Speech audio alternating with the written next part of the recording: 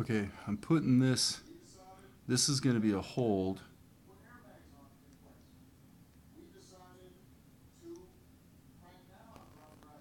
So I'm going to put the in-between closer to the next pose because it's going to hold longer.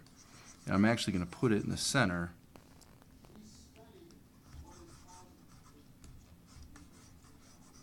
But closer to the next keyframe so that there's a little longer hold and then it transitions more rapidly to that next pose. Looks like I got one more in between. That. This one's going to be pretty much midway in between.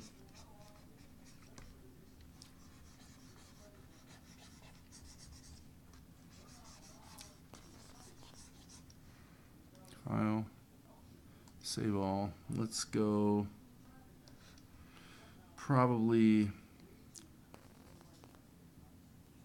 6 frames a second will give us a look at what we got going here. Okay, we got a frame or a shot missing. Looks like. Okay. Not sure what happened there. We're going from this to this. Alright, we'll just do this. Okay, there it is. Okay, that's weird. Looks like a bug. Okay.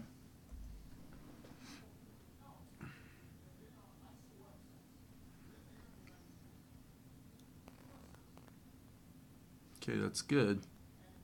Let's jump it up to 12 frames a second. Didn't mean to. I kind of lost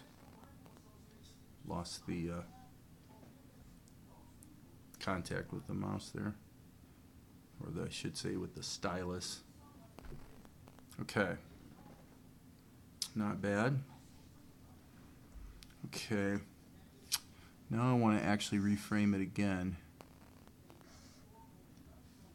Let's reframe this on, gosh, 4s.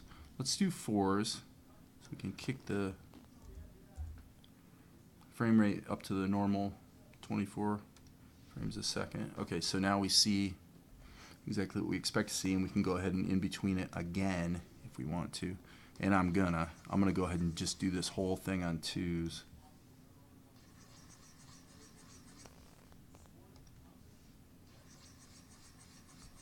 Just to see how that feels. So all I'm doing is I know what the position of the head is, so that's what I'm going to work with. Right? So these points that represent his tail, just they serve as a guide. Alright, this one, his head's going to come over pretty quick. So I'm going to, instead of doing this right in the middle, I'm going to go 1 frame forward to sort of pick the pace up there a little bit. And then this point is the end of the tail. We'll just make it match pretty much a straight in between. Okay. Now going from here to here. Same thing. I think I'm going to go ahead and do a straight in between in the sense of spatially it's halfway between the others, but temporally it's pushed closer to the next keyframe. So that just adjusts the, you could achieve a slightly different effect by putting the in-between directly in the middle, but have it be more of a, maybe be closer to the initial pose, whatever. So you can use both time and space to tweak how things time out. So, but it's kind of easy because what do you have? You got a point and a point that represents the spine, and then this sort of leaf shape, and then you got a circle and then a hook. That's it.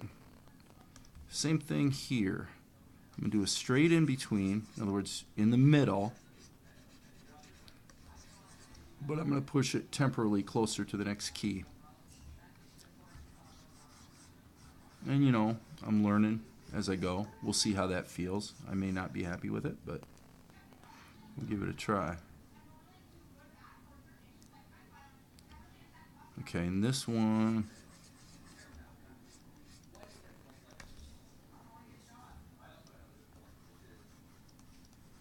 I'm going to do this one almost as a completely straight in between.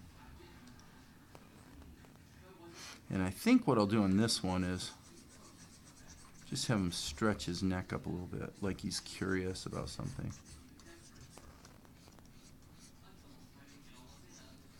Okay. Save all.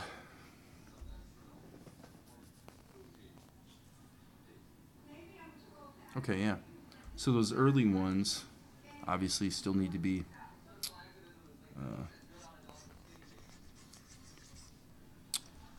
finished out. And we work with very simple shapes.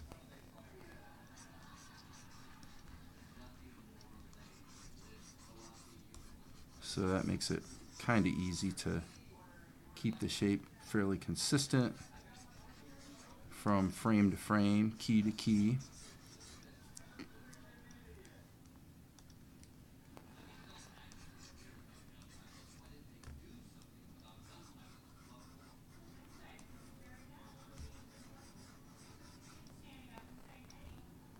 Okay. Now actually, this last frame I want to hold, and of course we can adjust the timing anywhere we want.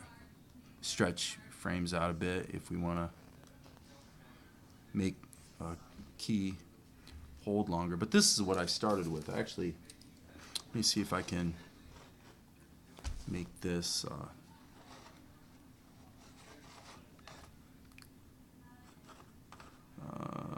display capture, video capture device.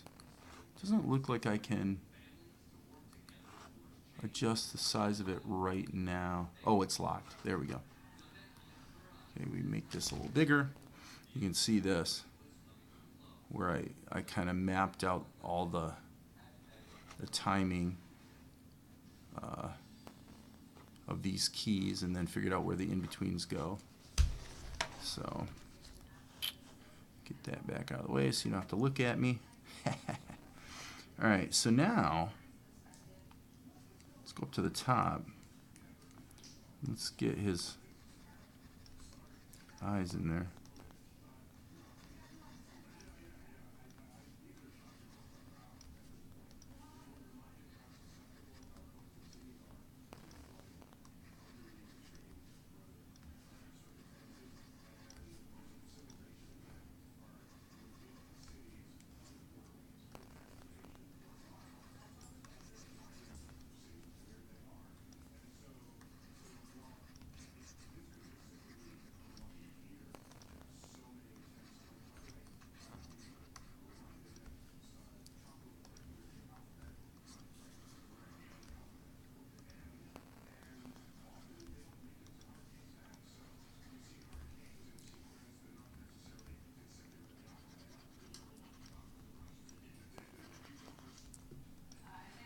You do have to, I'm not really happy with that, Bill. You do have to work on seeing three-dimensionally, seeing around the, you know, the character or the shape, whatever it is you're having to draw.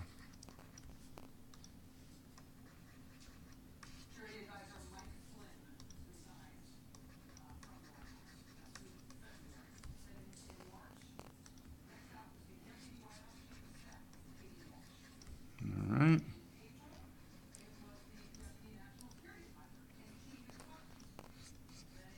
Okay. Now, what remains, Control S, save early, save often. And I just hit the save. OpenTunes froze up for a minute, but okay. Now, actually, what I'll do is I'm going to go ahead and turn on this grid, and then basically you got the side of the cage right here. Yeah, that works. Okay, so, and then probably something like this for the, yeah, 1, 2, 3, 4, 5, 4, 5.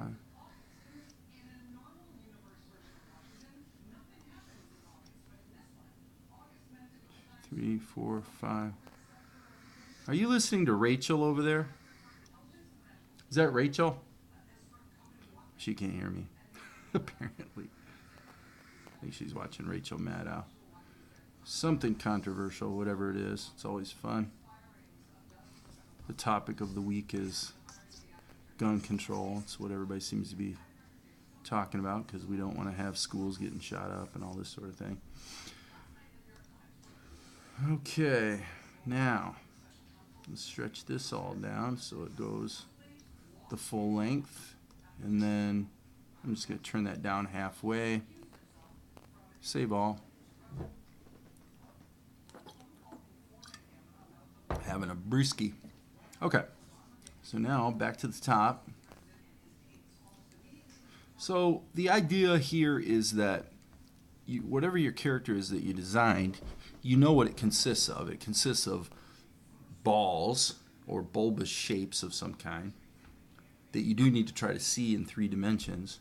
But then it consists of sticks, which kind of represent bones, and then there's points.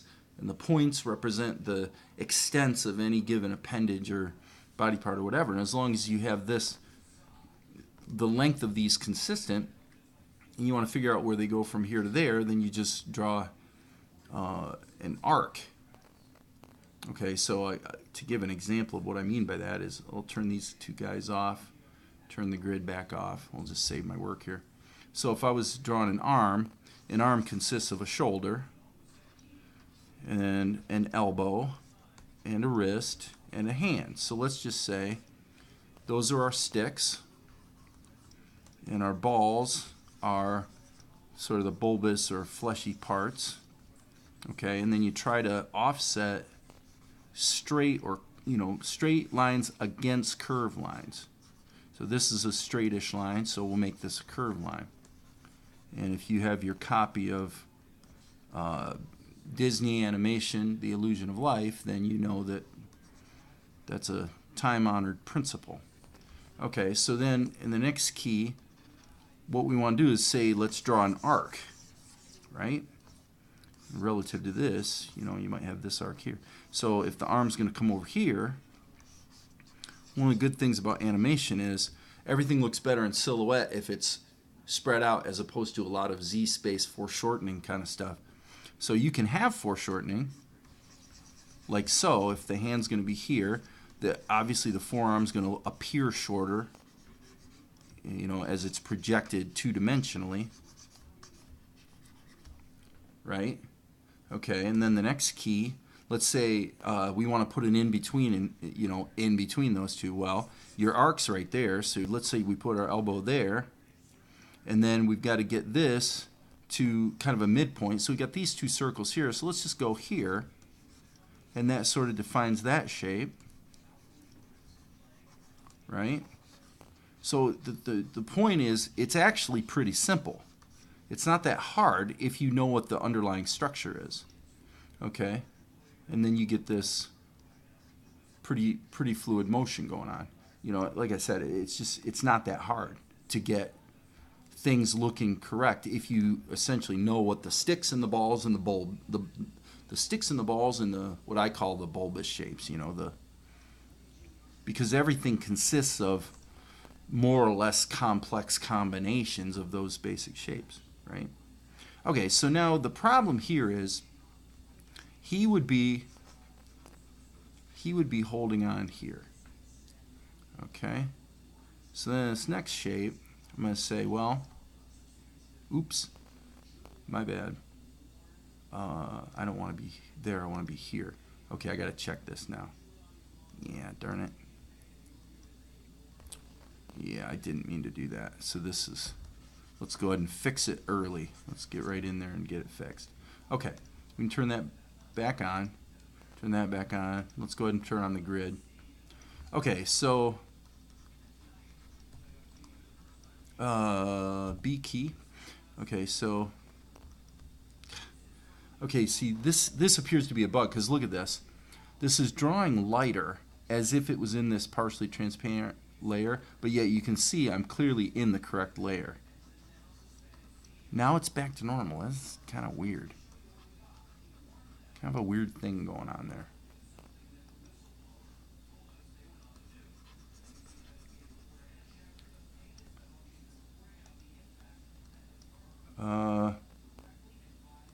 Okay. I'm going to turn the grid back off. Okay, so again, we have another bug. See that? That layer was not, it was turned on, but yet, and granted, it's partially transparent, but right now it's not showing transparent. It's showing fully opaque. So there's some weird stuff going on here. What I should have done is just done this guide in a different color. Would have solved the whole problem. But anyway, it is what it is. And that's weird too. Now I click on that and it disappears completely. The guide disappears. I see why. I see why. This, okay, so I got to make a correction here. I'm going to go ahead and select all these frames and just delete them and then take the initial frame. I'm going to use my mouse. Okay. Stretch this all the way down to frame 60. And then what I'm going to do is, let's get rid of that frame. And then I'm going to lock it. Hopefully that'll keep this sort of silliness from happening. Okay, so here to here,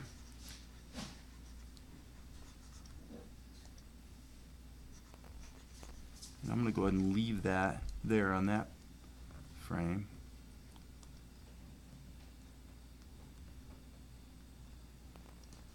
And I'm going to go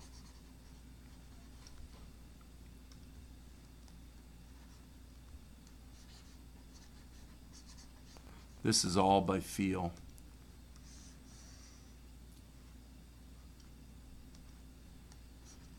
Because, you know, he's got to keep his grip as he makes his way down the cage. This was, by the way, this was actually just an observation of Zuko climbing down the cage. I only saw it one time because if you ever had a parrot, you know that trying to get them to do the same thing twice for you, not going to happen. Right? So I just observed this and I thought, wow, it'd be fun to try to animate that. And I'm going to go ahead and put his foot out like that as if he were really reaching here. Yes, because then he's going to have a little bit of a bend with his joint like that. And I'm not really probably drawing his feet properly. Parrots actually have 4 toes, 2 that face forward and 2 that face backwards, so it's kind of real different from you know, other, like, well, mammals or whatever. But the main thing I'm concerned about here is getting a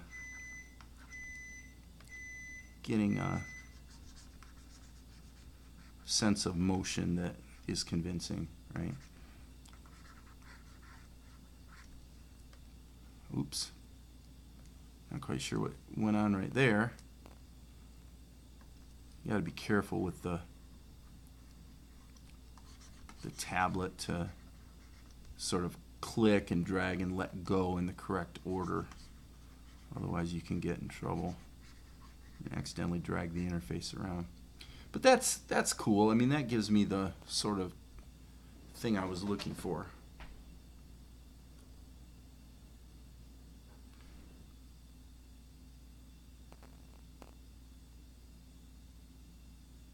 Not exactly amazing, but not too bad for a nice little exercise. So, okay, that's it for today. Just a test of timing. What I observed when I saw him do this, by the way, was that he was taking, each step was taking him about 1 second. Like 1, 2, 3, 4. Yeah, so this is actually a little bit fast. I wonder. I'm gonna go ahead and I'm gonna go ahead and renumber this or reframe it on 2s. Just split it in half and just see what happens. Because remember, you can always go in and fine tune the timing. So yeah, 120 frames. So yeah, not bad, not bad. I'm gonna leave it at that for the moment and call it a day.